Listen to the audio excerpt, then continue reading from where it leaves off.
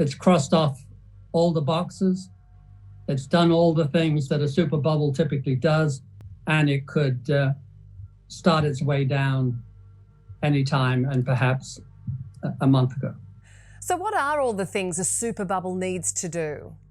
Well, it needs a long bull market, and we had 11 years, so the longest in history. It needs a lot of crazy behavior, and we had some of the great crazy behavior of all time. I think they'll be telling these stories in 20 years. It needs to accelerate at the end of a bubble, at something like 3 times the average rate of the bull market. And it did that. From COVID on upwards, the NASDAQ more than doubled, and it went up at well over 3 times the normal rate. And finally, a thing that is unique to the super bubbles, the 2 or 3 that just keep going and going, is that at the end, the speculative stocks start to peel off. And even on the upside, for the broad market, they start to go down. And that started early last year. The super duper specs, the worst of them all, started to decline. And then one by one, they fell in and started to drop.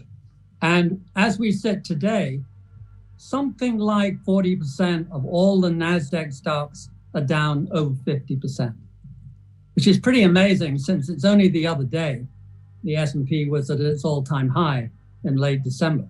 So does that mean the bubble has begun to burst? Nothing is certain in life, but I would say that is the beginning of the burst, when the specs that typically go up quite a lot more than the market go down as the market goes up. So the S&P went up 25% last year, and a lot of the most speculative stocks of 2020 were already going down. That is very rare. It happened in 1929. It happened in 1972 before the very big decline then.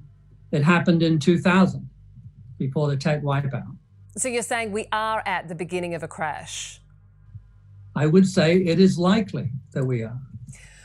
I think it would be unlikely that the market would not come down by 50% from its peak. The broad market, the S&P, and it would be unusual if the specs did not do worse than that. The problem is it slow or is it quick? The stimulus program left a lot of money in individual hands for buying the dip, and they have been throwing money this year, individuals, at the dips.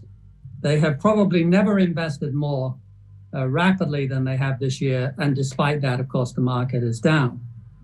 But they have a lot of money. They're pretty well funded. Corporations, many corporations are doing well. The economy isn't too bad. So this could turn out to be quite a struggle, where slowly but surely the market has to readjust to higher and higher rates and higher inflation. It will not give up, I suspect, too easily, but we'll fight it out. And do you expect we'll see similar falls in Australian stocks? Yeah. If you look at the real estate market, all real estate markets pretty well around the world are very, very high. But if you look at the bond market, of course, interest rates are incredibly low and bonds are incredibly high. But when it comes to the stock market, rather like 2000 and the tech bubble, this is more an American affair than anything else.